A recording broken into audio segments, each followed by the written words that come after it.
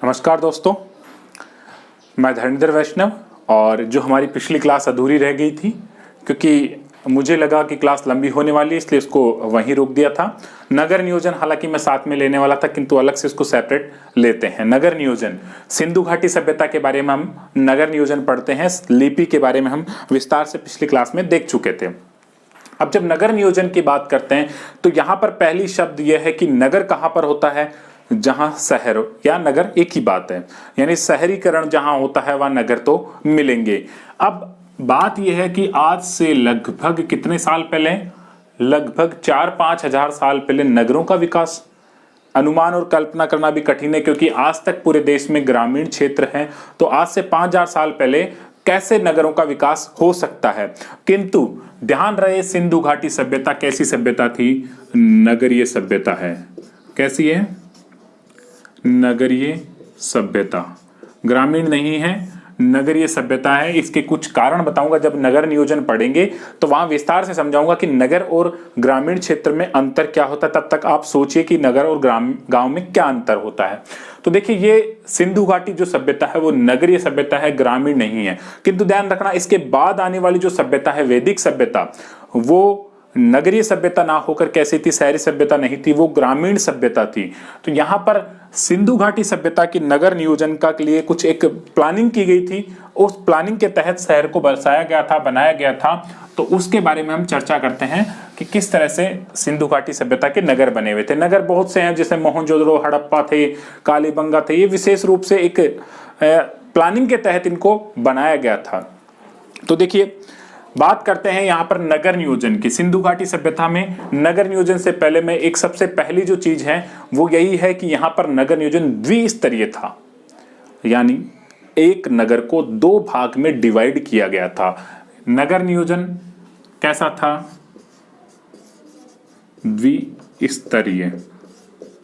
हालांकि कहीं कहीं अपवाद मिलेगा, किंतु ज्यादातर जो उत्खनन से प्राप्त हुए हैं सब नगर, वो द्विस्तरीय थी। कैसे थे, इसको इस तरह से मान लीजिए। मैं थोड़ा सा मैप भी ड्रॉ करना चाहूंगा क्योंकि दिशा भ्रम हो सकता है। ये मान लीजिए कि भारत का नक्शा हो सकता है, कल्पना करते हैं। अब देखिए, इसमें नगर नियोजन है, ये दिशा है पूर्व और ये कौन सी है, पश्चिम, ये उत्तर और ये दक्षिण। नगर जो था इस तरह से मानिए, इस तरह से बना होता था और बीच में से डिवाइड होता था 2 टुकड़ों में। तो ये क्षेत्र तो हो गया इसका पूर्वी और ये हो गया पश्चिमी। यहां तक कोई दिक्कत नहीं है। पूर्व और पश्चिम का अंतर नहीं होना चाहिए, बाकी सब हमारे समझ में आ जाएगा। हम इसको साइड में सेपरेट से समझेंगे। ये पूर्वी भाग है और ये पश्चिमी, यानी भारत की तरफ बढ़ेंगे तो पूर्वी, और पीछे की तरफ चलेंगे इराक, ईरान, मेसोपोटामिया, बेबीलोन यानी यूरोप की तरफ, तो वो पश्चिमी क्षेत्र होगा। चलिए देखते हैं नगर नियोजन किस प्रकार से था। मान लीजिए ये सिंधु घाटी सभ्यता का नगर था, कोई सा भी हो सकता है। ये एक शहर था जिसको चौकोर आयताकार भाग में बनाया गया था। इसके 2 भाग मिलते हैं। ये तो हो गया कौन सा, पूर्वी, और ये हो गया पश्चिमी। थोड़ा सा अंतर है, ध्यान से समझने का प्रयास करना। ये पूर्वी क्षेत्र है और ये पश्चिमी भाग है। अब ये वाला जो भाग है, ध्यान रहे, ये महत्वपूर्ण भाग हुआ करता था, पश्चिमी भाग। सिंधु घाटी सभ्यता में सबसे महत्वपूर्ण कौन सा होता था, पश्चिमी भाग। क्यों, क्योंकि ये राजा या कुलीन लोगों के लिए था या महत्वपूर्ण लोगों के लिए था। प्राचीर से घिरा होता था, बड़ी बड़ी दीवार हुआ करती थी, जैसे यानी दुर्गीकृत हुआ करता था। दुर्गीकृत यानी चारों तरफ किले के बड़ी दीवार बनाई जाती थी। और ध्यान रहे, ये ऊपरी नगर जिसको कहते हैं, कैसा था, ऊपरी नगर, यानी ये निचला भाग था। अब इससे विपरीत दुर्गीकृत की जगह क्या आ जाएगा, अदुर्गीकृत। कैसा है, निचला नगर,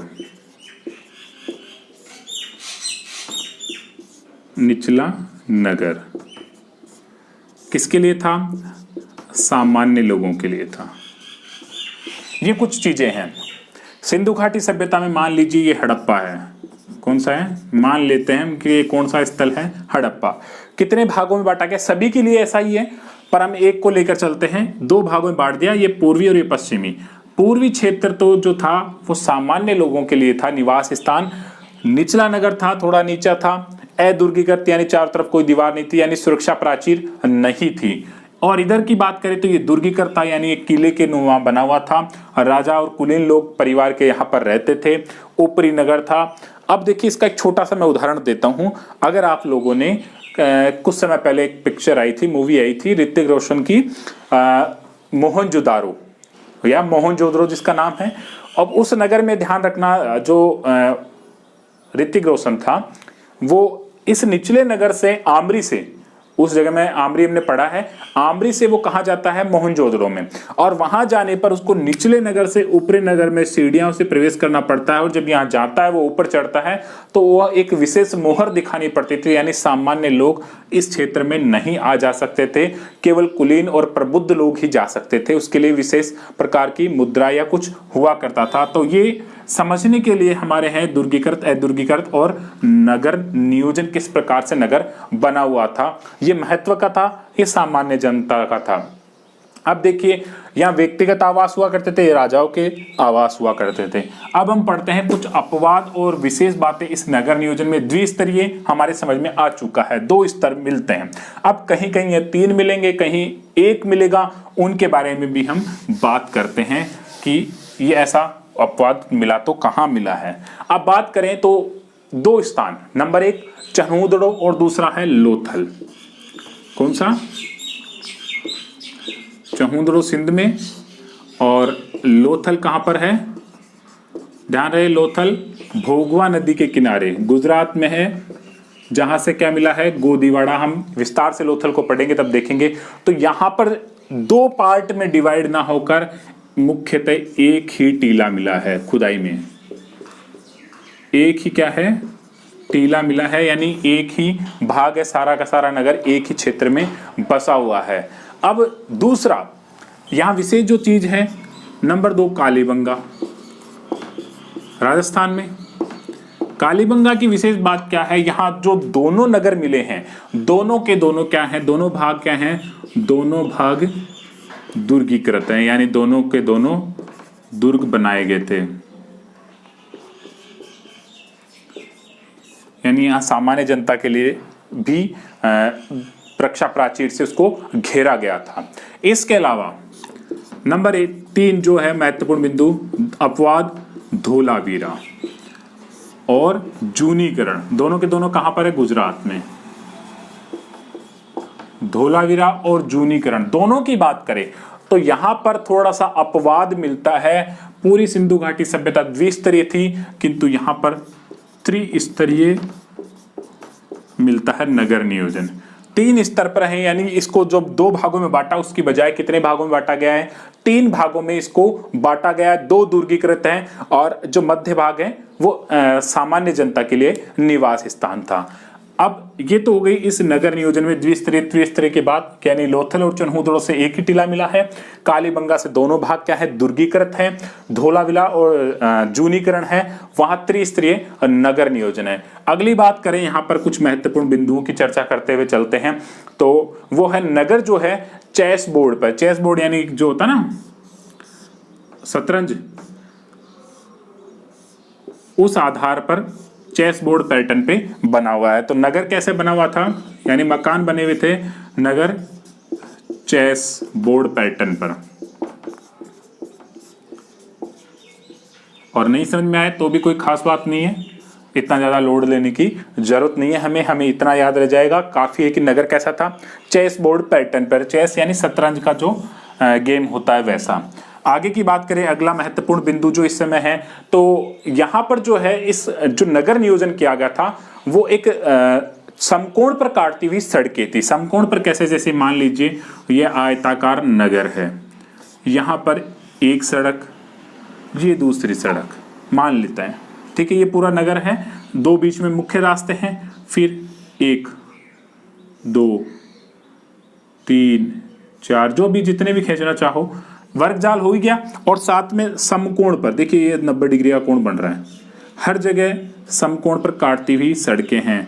अब तक समझ में आ गया हो क्या नगर और गांव में क्या अंतर है? नगर और ग्रामीण क्षेत्र में यही अंतर है। नगर में सुनियोजित सड़कों का निर्माण किया जाता है। कॉलोनी पहले प्लॉटों का पहले नक्शा बनाया जाता है कॉलोनी का या जो मोहल्ला होता है उसका, और उसके बाद प्लॉटों की डिवाइडेशन किया जाता है। जबकि ग्रामीण क्षेत्र में या ग्रामीण जो संस्कृति होती है उसमें क्या होता है, जिस व्यक्ति को जहां जगह मिली वो वहीं अपना घर बना लेता है। चाहे रास्ता अपने आप रास्ता बन जाता है घूम फिर के, चाहे पहाड़ हो, चाहे ढलान हो, चाहे रास्ता हो, कहीं भी हो अपने आप रास्ता बन जाता है घर बनाने के बाद में। जबकि शहर में पहले सड़कें उनका निर्माण होता है रास्तों का, और वो कैसे होता है चौकोर समकोण पर होता है, और ये मुख्य एक खास बात होती है। इसके अलावा भी और कोई चीजें होती है, जैसे अब बता ही देता हूं, बात चल गई है तो दूसरी चीज ये होती है कि ग्रामीण जो संस्कृति होती है इसमें नाली या पानी की निकास व्यवस्था सुनिश्चित या समुचित नहीं होती। जबकि शहरी क्षेत्र में पानी की नालियों का निर्माण भी सुनिश्चित किया जाता है कि गंदे पानी के निकास की व्यवस्था। घर होते हैं उसमें जरूरी नहीं है कि शौचालय बने हो ग्रामीण क्षेत्र में, किंतु शहरी क्षेत्र में क्योंकि काफी बड़ी बस्ती होती है तो शौचालय की व्यवस्था भी मिलती है। तो ये सारी की सारी चीजें सिंधु घाटी सभ्यता में मिलती हैं। कुएं मिलेंगे, सड़कें मिलेंगी, बड़ी सड़कें मिलेंगी, रास्ते मिलेंगे, मकान लगातार मिलेंगे, दुकानें बाजार मिलेंगे, ये सारी चीजें यहां मिलती है। इस कारण से पता लगता है कि ये कैसी थी, नगरीय सभ्यता थी, और वैदिक सभ्यता कैसी थी, ग्रामीण सभ्यता। चलिए, तो जो हम बात कर रहे थे यहां पर जो है समकोण पर काटती हुई सड़कें हैं सिंधु घाटी सभ्यता में। नगर नियोजन में खास बात क्या है, समकोण पर काटती हुई सड़कें।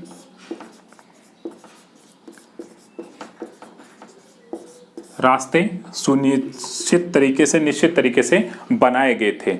अब यहां पर एक विशेष बात है, ज्यादातर जो शहरीकरण होता है वहां पर क्या होता है, जो रास्ता घर का जो मुख्य दरवाजा होता है मुख्य सड़क पर खुलता है, किंतु यहां पर सिंधु घाटी सभ्यता में कहीं भी ऐसा नहीं मिला कि जो दरवाजा है वो मुख्य सड़क पर खुलता है। मान लीजिए ये एक मुख्य सड़क जा रही है और यहां से एक छोटी सी पतली गली, जिसको कह सकते हैं पतली गली भी निकल रही है, यहां पर घर है, तो ये घर फिर एक छोटी सी गली है, तो ये घर का दरवाजा इस मुख्य सड़क पर ना खुल के, इस गली में ना खुल के, इस पतली गली में, छोटी गली में खुला करता था। यानी ज्यादातर नहीं, लगभग हर जगह। तो ये इस नगर की खास बात है कि जो दरवाजे होते थे मुख्य सड़क पर नहीं खुलते थे,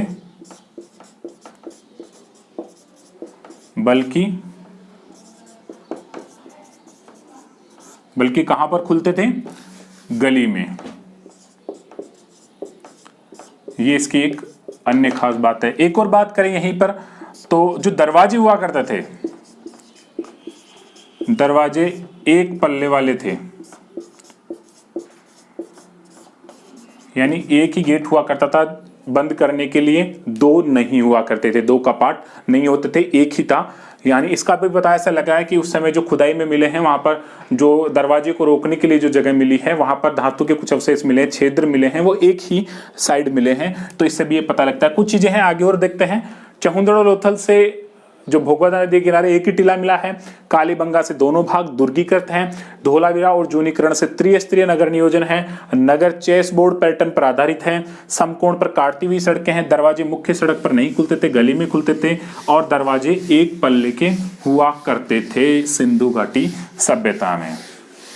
इसके बाद और कुछ नगर नियोजन की बातें, तो ईंटों की बात करें, यहाँ पर जो चुनाई थी ईंटों से, वो इंग्लिश जो बॉन्ड पैटर्न है, यानी एक दूसरे पर कटती हुई ईंटें। यानी इस तरह से मान लीजिए ये दीवार है, ये ईंट है, ठीक है, ये ईंटों की चुनाई जैसे आजकल होती है, दूसरी ईंट इस तरह से काटती हुई, इस तरह से, यानी एक दूसरे की कटिंग करते हुए कि ताकि दीवार मजबूती रह सके। तो इंग्लिश बॉन्ड पैटर्न पर दीवार की चुनाई होती थी। ये एक विशेष अन्य बात है। किस पे?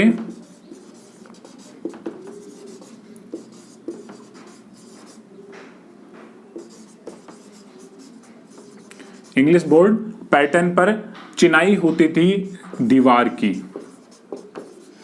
अब जो ईंटें हुआ करती थी, ईंटों के बारे में भी देखना जरूरी है, क्योंकि एक बार प्रश्न आया हुआ है कि इस प्रकार की ईंटें कहाँ काम में आती थी, ईंटों का अनुपात क्या था। तो ईंटों का सबसे पहले अनुपात की बात करें, बहुत सी चीजें हैं ईंटों के बारे में, तो अनुपात जो था वो 4:2:1 का हुआ करता था। महत्वपूर्ण प्रश्न है मकान नगर नियोजन के बारे में, यानी आजकल की जैसी ईंटें होती हैं लगभग वैसी ही उसी आकार की ईंटें हुआ करती थी, यानी यही मान लीजिए इसी साइज की आयताकार, मोटाई भी होती है, चौड़ाई भी होती है और लंबाई भी होती है, तीनों चीजें। 4:2:1 अनुपात इसमें ईंटों का हुआ करता था। इसके अलावा जो सबसे बड़ी ईंट मिली है इसके इनमें ये अनुपात है, ज्यादातर जो ईंटें मिली है उनका अनुपात यही है। बड़ी ईंट जो मोहनजोदड़ो से मिली है, पहला प्रश्न तो यही बन गया, कहां से मिली है, मोहनजोदड़ो से। सबसे बड़ी ईंट मोहनजोदड़ो से मिली है और उसकी आकार क्या है, 51 सेंटीमीटर, तो वो क्या है, लंबी है, और गुणा 26.27 सेंटीमीटर वो क्या है, मोटाई है, और जो चौड़ाई है उसकी, यानी ऊपर से लंबाई हो गई, चौड़ाई हो गई, और जो मोटाई है वो 6.5 के करीब है, इंटू 6.35 सेंटीमीटर। ये ईंट का आकार है जो सबसे बड़ी ईंट मिली है, कहां से, मोहनजोदड़ो से। ये भी एक विशेष बात है।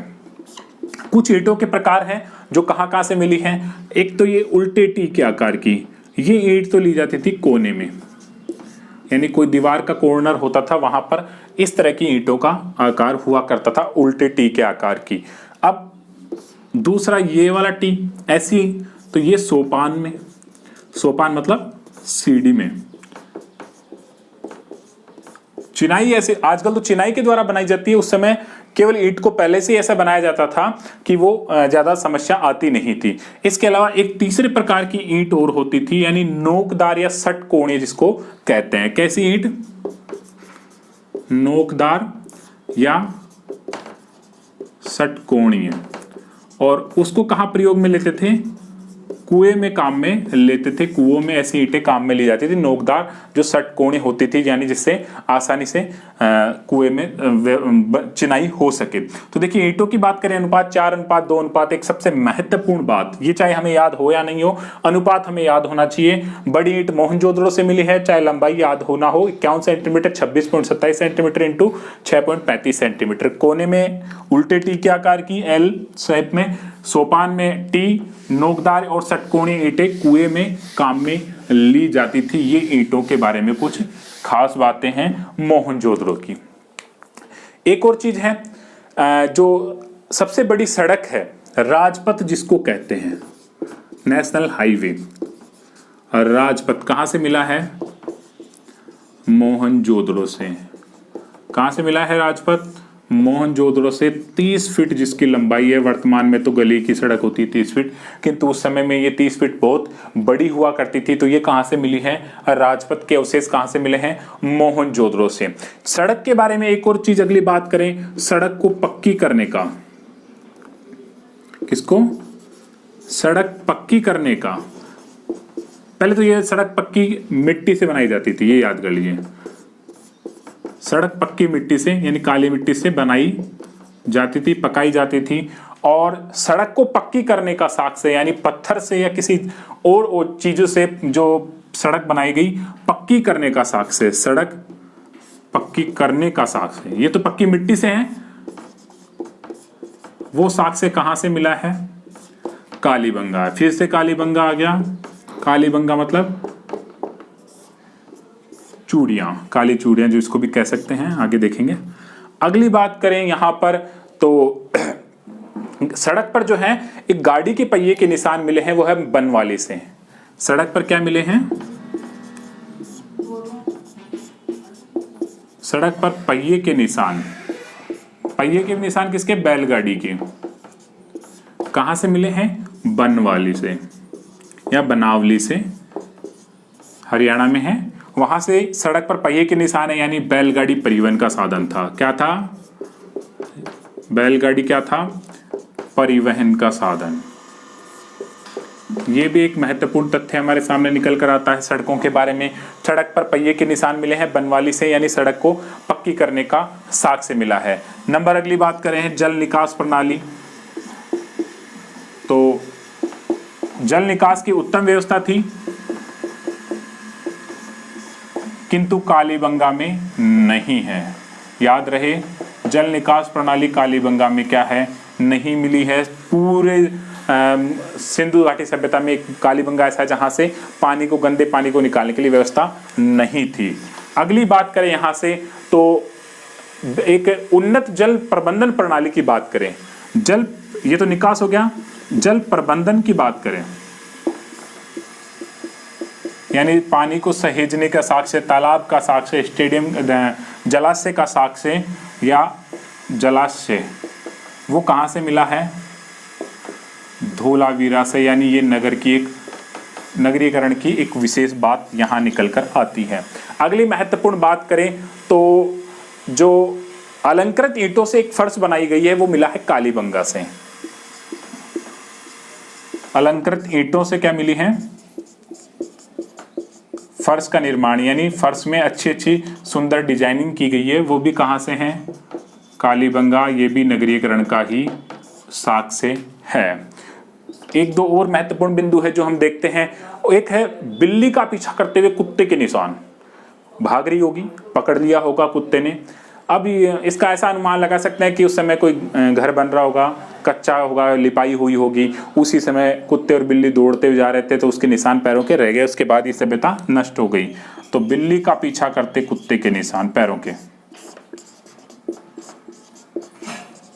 बिल्ली का पीछा करते, बोलो सर कैसी कैसी चीजें खोज के लाते हैं, कुत्ते के पैरों के निशान, वो कहाँ से मिले हैं, बहुत ही महत्वपूर्ण जगह, अच्छी जगह है, चनहूदड़ो, ऐसी जगह से ही मिल सकते हैं। तो बिल्ली का पीछा करते हुए कुत्ते के पैरों के निशान भी यहाँ से मिले हैं। तो लगभग ये हमारी सिंधु घाटी सभ्यता के बारे में महत्वपूर्ण चीजें हो चुकी है। नगर नियोजन के बारे में लिपि से पहले था, अब नगर नियोजन राजपथ, मोहनजोदड़ो से सड़क पक्की मिट्टी से बनाई जाती थी और पक्की करने का, यानी पत्थरों से पक्की करने का कालीबंगा से मिला है। सड़क पर पहिए के निशान बनवाली से, यानी बैलगाड़ी परिवहन का साधन था। और जल निकास प्रणाली कालीबंगा से मिली है। अलंकृत ईंटों से फर्श कालीबंगा से मिली हैं। बिल्ली का पीछा करते कुत्ते के निशान चनहूदड़ो से। तो अगली क्लास में हम देखेंगे सिंधु घाटी सभ्यता के सामाजिक, आर्थिक, धार्मिक, राजनीतिक स्थितियां। धन्यवाद।